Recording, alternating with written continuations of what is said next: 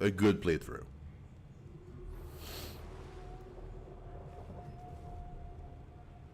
Wow, dude, that's deep. That is very deep. Look around for some wood to help her. With jagged movements, she raises her clenched fist and holds out a length of cloth, soaked with some kind of strong-smelling tincture. Take the cloth and hold it tight to the wound to try and stem the bleeding. Blood quickly soaks through the cloth. Magister Siwan's mouth opens and closes, her eyes wide in terror.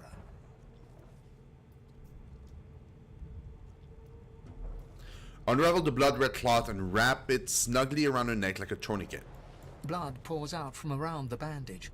Magister Siwan reaches out to you, her hand flailing. Hold the cloth tighter to the wound. It's working. The pressure is stemming the flow of blood. Siwan clutches your arm, her eyes locked with yours. Something within the ship snaps. The floorboards shudder. Continue holding the cloth to the wound, take Siwan's hand and try to help her stand. Siwan struggles to her feet, clinging to you tightly. The ship lets out a deep groan, then cracks.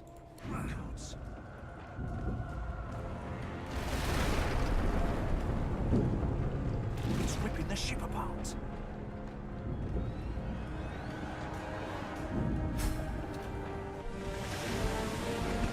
Uh-oh. Oh my god.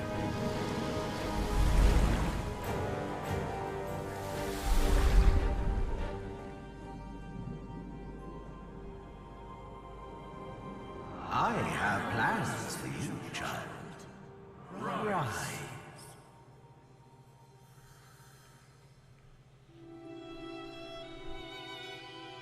Honorable Dallas, we lost a ship sailing sorcerer prisoners to Fort Joy. We assume some escaped and broke their collars. Their vile magic lured the Voidwoken. All who were aboard are presumed dead. Yours faithfully into eternity, High Judge Oriven. Well, I guess I didn't die. I got saved.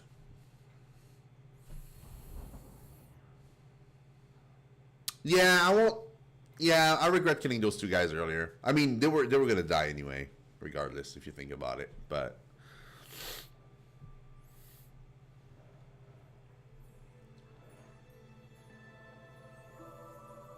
yeah, thank you, Jesus or God or whatever. Whoever just saved me. Those Voidwoken made short bloody work of the ship. Am I the lone survivor? Oh, a shell. It seems someone, something, wanted me alive. I mean, it's kind of weird. Like, do I really have breath?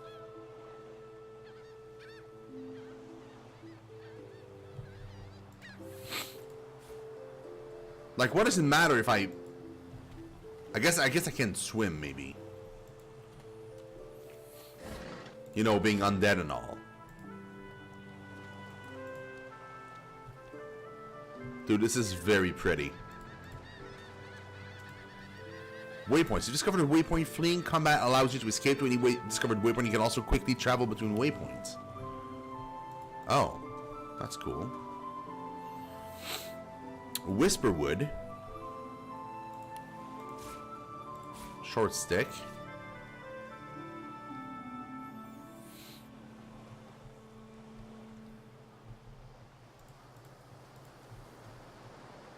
Okay, that's the waypoint. Is it? It's broken. Well, yeah. I thought the Order would get rid of any trace of the old Source King. No, that's not the waypoint necessarily. It's just a statue. Bowstring. Oh wait, it's one of the kids. The child has a small mirror in his hands. He holds it up at angles, inspecting his eyes, his chin, the crown of his head. He spots you, and his arms snap to his sides. I'm not supposed to talk to elves.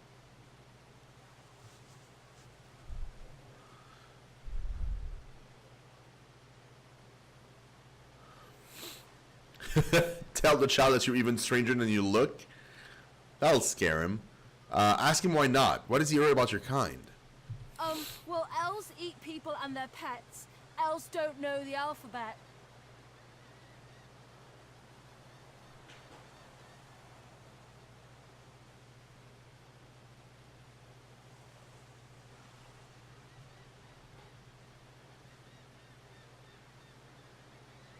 Chuckle, tell him he's heard mostly wrong. You'd never eat a pet, and you'd only eat a person if they asked you to. The child's eyes grow wide.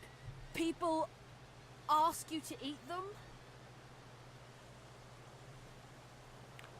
Not it's how elves share memories. Really? Neat. Are you a sorcerer? One of those guys that brings the bad void things here?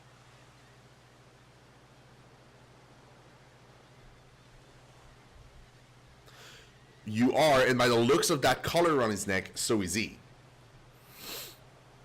The child looks at you straight on, unafraid, searching the shadows cloaking your face. He lifts his mirror to his nose, closes one eye, and looks at himself again. I don't see any source on you or me. I guess they're wrong or crazy. Tell him they may well be wrong and crazy. Maybe you're right.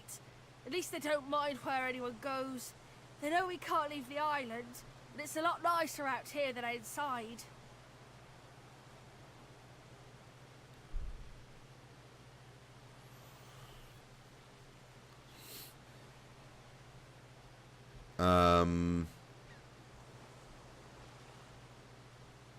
Ask him if his parents know where he is. They're gone now. The Magisters took them already. I guess now they're cured. And maybe they're waiting for me back at home. Say it isn't safe out here. Your ship was attacked by Voidwoken not far from the shore. But you didn't die.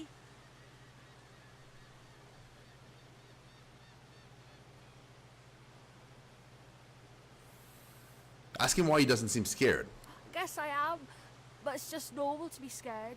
Nowhere isn't scary. Say you survived the Voidwoken attack by the skin of your teeth. You should really find somewhere safer to go. There isn't anywhere safer. That's what I mean. You'll see. There isn't anywhere safer? Oh god, kid. It's not great. He's like, oh, you'll see.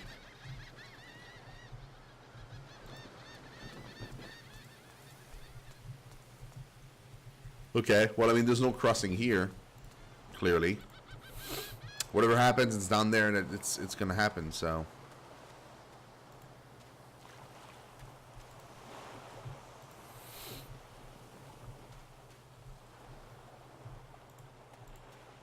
Oh. Oh. I got all happy for a second there.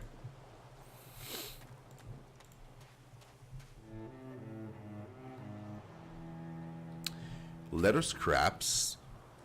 Oh. More void friends.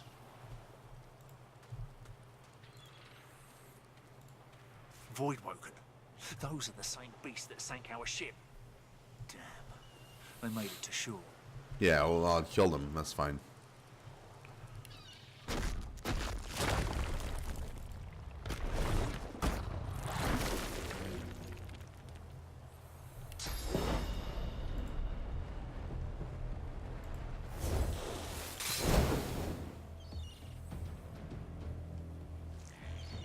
I got 2 points left. Walk away.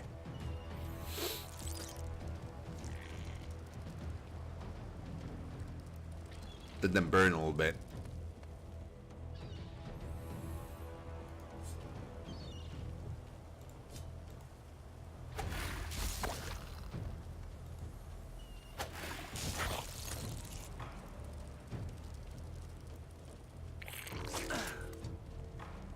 Oh shit, they heal from me.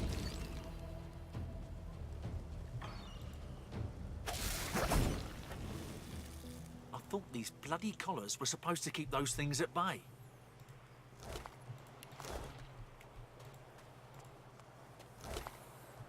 Oh.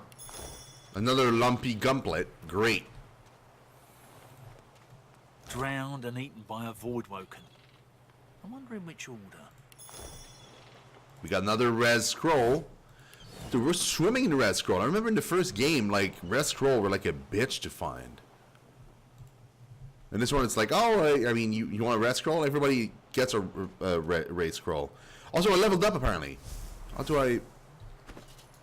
Oh, there it is. Okay. So, I guess we should go... Memories would be good, because we could have more skills.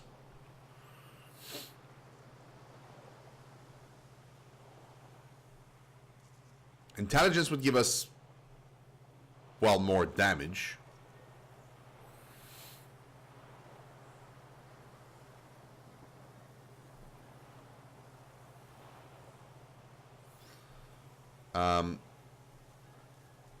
Do I have a list of memories? Or a day? Yeah, these are my tasks. It's fine. Skill panel? Oh, skill. Yeah, there we go.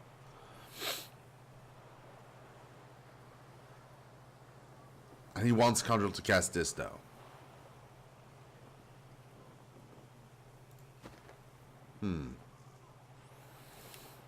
Since we don't need memory points right now, I feel like we should probably go into intelligence. I got 2 slots right now open for memory. Do you get points every level? Or every few levels?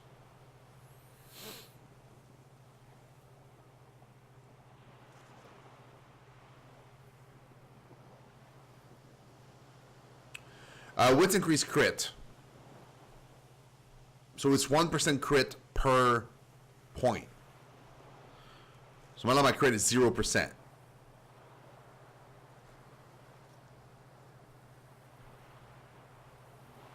So it would be 1% or 2%.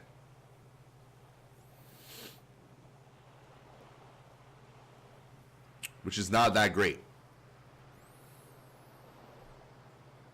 I feel like, honestly, I feel like the intelligence might be better here. Because that's just flat damage. I already have 10% extra damage right now. I could get to 20%.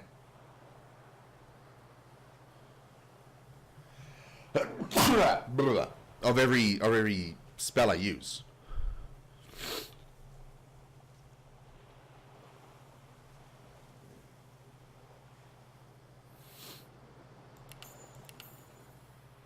Yeah. 20%. Yep, I feel good about this. Okay.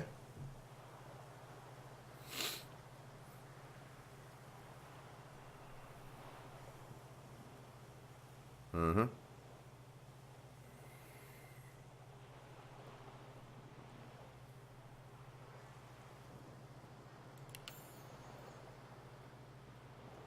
%10 more damage, so that's 30% more damage on fire attacks. I feel that's pretty good. Okay, here.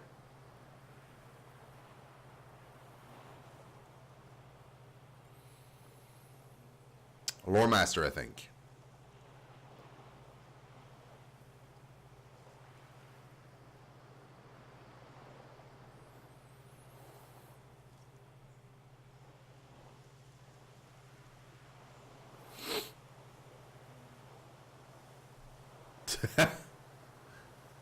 Yeah, I think Lore Master for now. Well, wait. If it's like the first game, I should have one character focus on one certain thing and that's it. So like my main dude could be the persuasion dude. Then whoever we find afterwards could be focused on something else.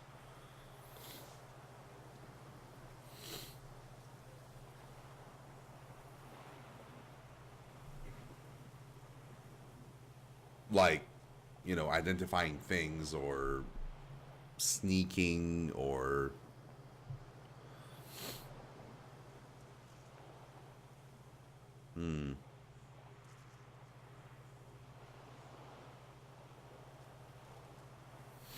Yeah, but they don't see my face ever. Because I'm gonna wear a hat. They beating you with sticks? No, but that's the thing, is the way I'm looking at this is I'm kind of making my character like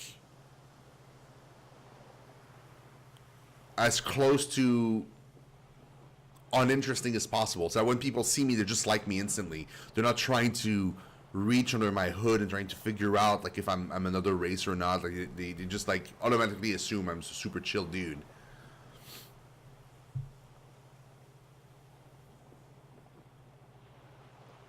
Yeah. Yeah, done. Done and done.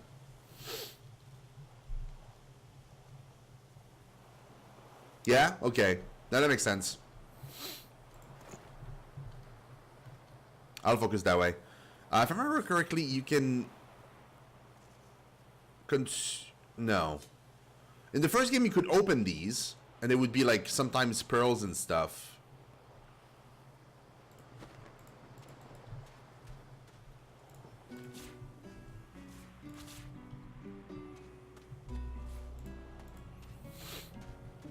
Look here, Quercus. Another giant.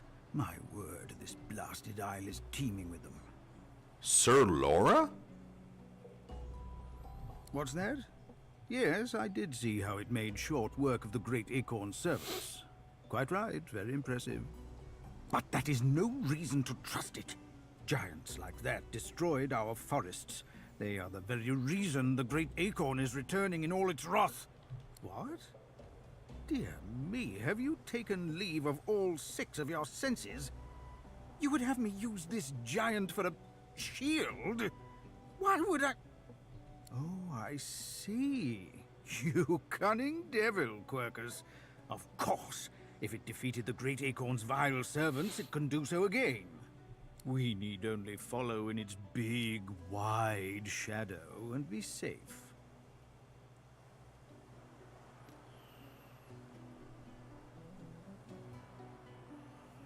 As a score, why he accuses us of destroying his forest. Egad! It speaks our tongue, Quercus. Hush before... What do you mean a good time for introductions? You know full well who I am, you silly old cat. The great Salora, grandest of the... Oh, introduce myself to the giant. I shall do no such thing. You give away your trust too easily, my dear steed. Dude, this is hilarious. This is a squirrel wearing like a skull mask, riding a dead cat. Is that what this is? No, we will have the giant march. In time, we'll see whether it deserves our confidence.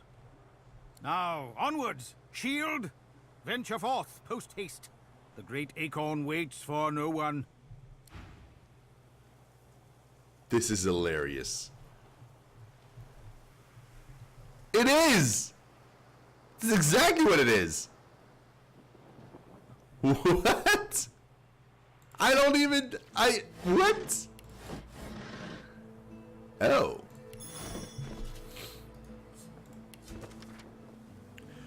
A word of advice to the badly armed: tie your knife or shiv, if that's all you have, to a stick or a branch. Now you got a sword of sorts. Wow, great. I don't know. I have no idea. Our shield speaks, Quercus. Prick up your phantom ears. Explain that you have some questions. Dear me, it has questions, Quercus. Why, yes, I suppose answering them is the polite thing to do. Speak, shield. What are your queries? Ask for more detail about the Great Acorn. What is it exactly? A giant body, but no giant brain, eh, Quercus? Surely even the tall folk know that Rivellon was bare before the great acorn fell from above and seeded the Urwood, covering this land in beautiful, perfect forests. Beautiful and perfect until the giant races, no offense, realized they could use it to build their houses and fuel their fires. They carved the Irwood up, and the forests shrank and shrank. None of the original wood remains. But someday, the great acorn will fall again. The forests will be reborn, and the giant races will be wiped from this world. At least that's what I hear. Explain it, you're still a little confused. Where did this acorn come from? Oh, Quercus, it wants answers. As if it is the first creature to ponder the big questions of the universe. What tree did the great acorn fall from? Where did that tree come from, if not a greater acorn? Could you build a nest great enough to store the great acorn for the winter? Some questions have no answers. Quercus, why is that so difficult to understand? The great acorn will come. It will destroy the world, and squirrels will reign supreme forever. I fail to see what's so difficult to grasp. Ask whether he thinks it's good that a great acorn may return. What do you say, Quercus? We once believed it was good, but now... No, quite right. As terrible as the giants have been to us, we do not want to see them wiped out. Rather, we must find a way to live together in peace, giant and squirrel.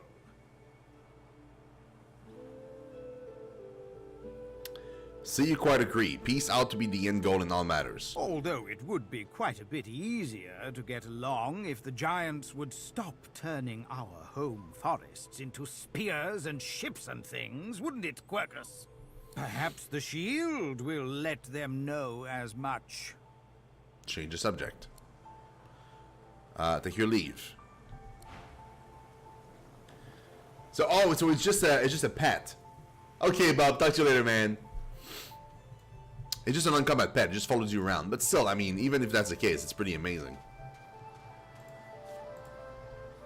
Sharp rock, a shell, another shell.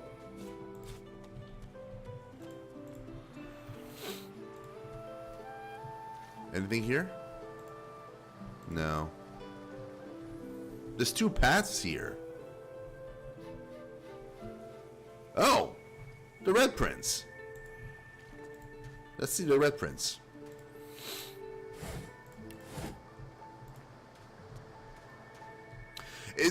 Sarah, can you tell me if it's like in the first game where, like, if you recruit more people than you're allowed to have in your party, to just go into a safe spot and you can just go back and swap them out?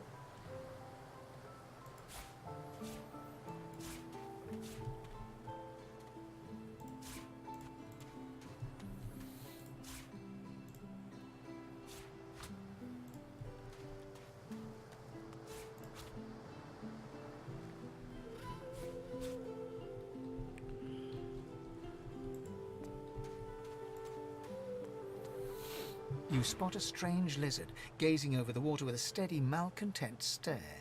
His skin is of a bright, blood-red color. Could he be... Yes, you recognize him from the ship. It would seem you're not the only one who survived the tentacles of the deep.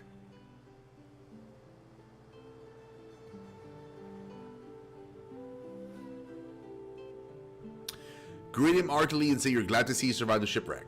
The lizard turns about with the graceful ease of a dancer, or a duelist. You lock eyes with his, two smouldering embers that sizzle your very soul. I did survive, yes.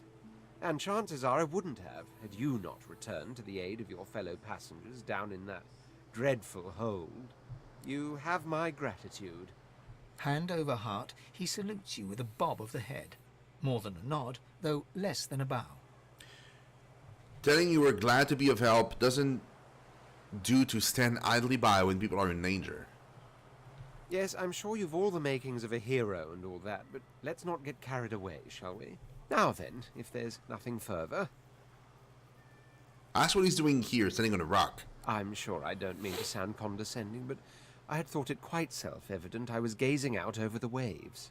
He sighs dramatically. Tell me. Oh, cool, okay. What do you see when you cast your glance over this ocean?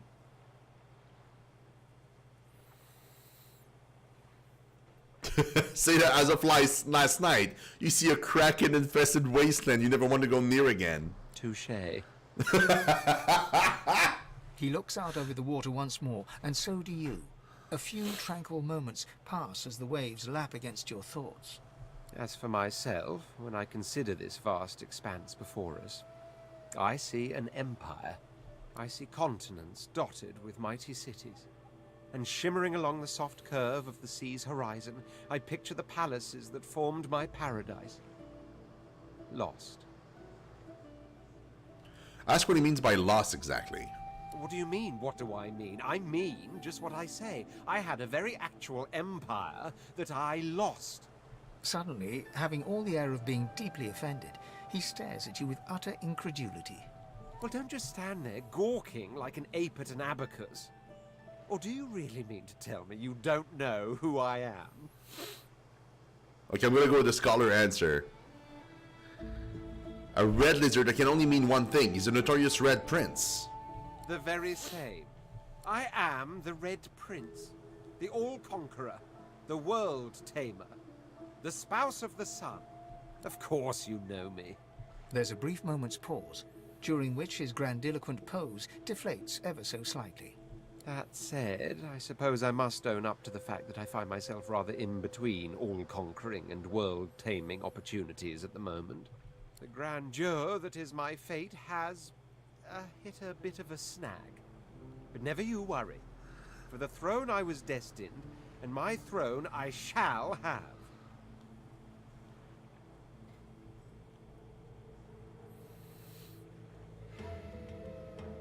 Invite him to travel with you. Maybe you can even help him win his throne back. Truly. A kind offer indeed. And you've already proven to be trustworthy enough. You came back for the others on that ship, after all. Fine, I accept. On one condition. For reasons I'll not disclose right now, it is imperative that I should meet with a dreamer, one of the mystics of my kind. I've reason to believe one of them may be present on this island. Promise me we'll look for him, and I'll extend you the blessing of my company. Promise him. Jolly good. But casually ask him how he feels about the, you know, living impaired. The undead? Like your good self, you mean? Come now, did you really think a handful of linen towels can fool me? But don't worry. I have studied the arcane arts for years, including necromancy and demonology.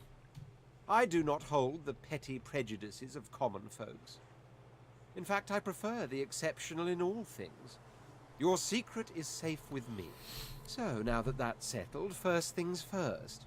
Even if you are as versed in the art of eloquence as I am, that our swords will be doing a lot of the talking from here on out goes without saying. As a born fighter, I prefer the perfection of the blade myself. But I'm well acquainted with the secrets of magic, and yes, even subterfuge. What say you? I feel like a fighter would be good.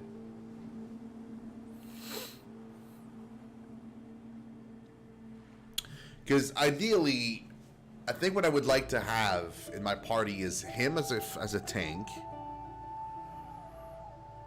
Los as something, and Fane. Now, I wonder what Fane is good at, because we didn't actually see him fight anything.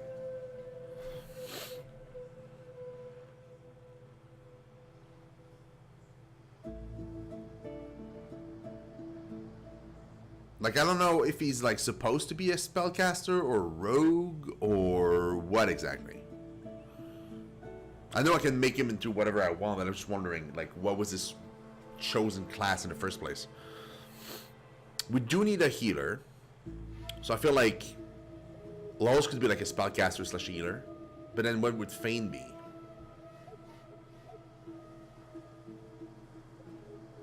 I don't know. Starts as a wizard, but I'm already a wizard.